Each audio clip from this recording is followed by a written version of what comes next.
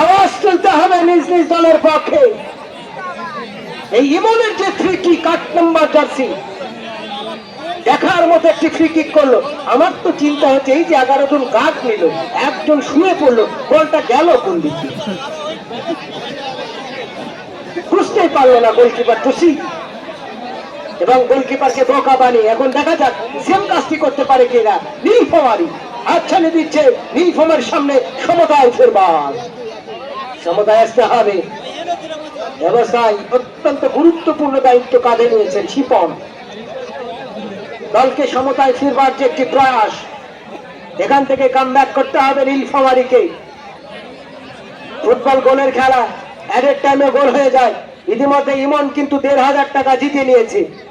আবু মুসা এবং নয়ন ভাইয়ের পক্ষ থেকে প্রায় ১৫০০ টাকার অ্যামাউন্ট কিন্তু ইমনের ব্যালেন্সে যোগ হয়ে গেল।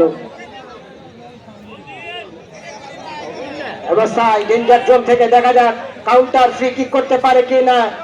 ব্যবস্থা নীলফামারী, নীলফামারী চমৎকার ক্রস থেকে মাতিয়াস বাবলু,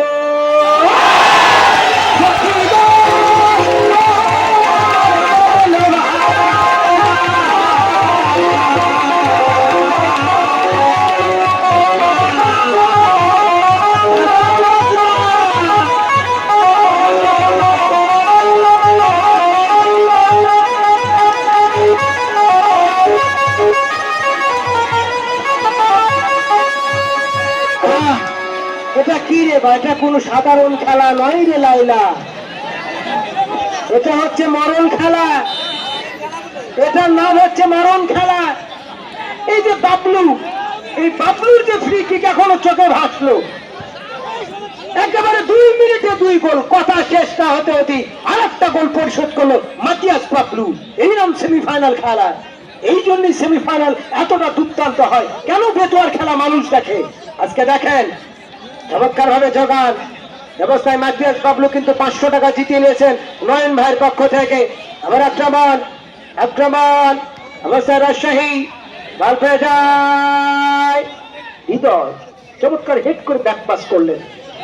কেন বেতোয়ার খেলা মানুষ দেখে। দেখেন এই যে ঠান্ডা মাথার যে ফ্রি কিকটা করলেন মাতিয়াস বাবলু, বাংলাদেশ জাতীয় দলে এমনি এমনি খেলে নাই। নীলফামারীর এই খেলোয়াড় অত্যন্ত master mind, free kick master.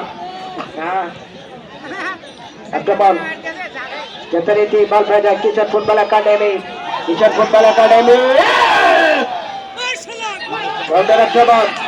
অবস্থায় বল পেয়ে যায় রফিক। রফিক কি করবেন? রফিক থেকে আবার শিপন, শিপন, শিপন এই যে আজকে